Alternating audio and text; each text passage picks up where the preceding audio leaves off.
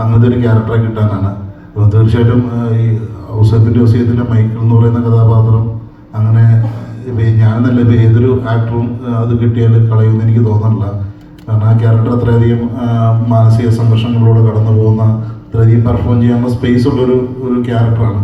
ആ ക്യാരക്ടറെ ഉൾക്കൊണ്ട് ചെയ്യാന്നുള്ള ഉത്തരവാദിത്തം ഏറ്റെടുക്കുക എന്നുള്ളതേ ഉള്ളൂ. അത് സാധിച്ചിട്ടുണ്ടെന്നാണ് ഞാൻ കരുതുന്നത്.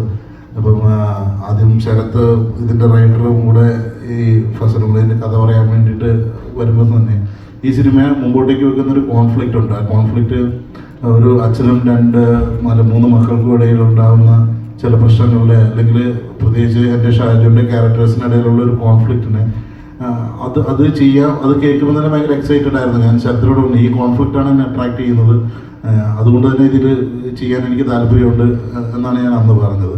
അപ്പം അത് തന്നെയാണ് എനിക്ക് ഈ സിനിമ ചെയ്തിരുന്ന സമയത്തുമൊക്കെ അതിനെ ഭയങ്കര അടിപൊളിയായിട്ട് ഞാൻ ഇപ്പം പടം കണ്ടപ്പോഴത്തേക്കും ആണ് എനിക്ക് എൻ്റെ കുറച്ചും കൂടെ ഏരിയകൾ കുറച്ചും കൂടെ കണക്റ്റ് ആവുന്നത്. ഇപ്പം ഞാനോർത്തിരുന്ന ഇപ്പം എൻ്റെ ഷാജുവിൻ്റെ ഏരിയ മാത്രമല്ല, ബാക്കി പല ഏരിയകളിലും പല മികച്ച പെർഫോമൻസുകളും സിനിമയിലുണ്ട്. കുട്ടേട്ടൻ്റെ ഏരിയയൊക്കെ ഭയങ്കര രസമായിട്ടുണ്ട്. ഹേമന്തിൻ്റെ എന്നെ എല്ലാവരും അവനവൻ്റെ ക്യാരക്ടേഴ്സ് ഭയങ്കര ഇൻട്രസ്റ്റിംഗ് ആയിട്ട് ചെയ്തിട്ടുണ്ട്. സിനിമയും ഭയങ്കര ഡീസൻ്റ് ആയിട്ടുള്ളൊരു നറേറ്റീവാണ്. അടിപൊളിയായിരുന്നു. അപ്പം സിനിമ നമ്മൾ കഥ കേൾക്കുമ്പോൾ പിന്നെ ഇത് വർക്ക് ചെയ്യുന്ന സമയത്ത് പിന്നെ ഈ സിനിമ കാണും. അങ്ങനെ ഒരു 3 ഘട്ടത്തിൽ നമ്മൾ ഈ സിനിമയെ സമീപിക്കുന്നുണ്ട്. ആ 3 ഘട്ടത്തിലും സാറ്റിസ്ഫൈഡ് ആകുക എന്ന് പറയുന്നതാണ് നമുക്ക് ഏറ്റവും സന്തോഷം കിട്ടുന്ന കാര്യം. ഈ സിനിമയിൽ അങ്ങനത്തെ ഒരു അനുഭവം ഉണ്ടായിട്ടുള്ളൂ.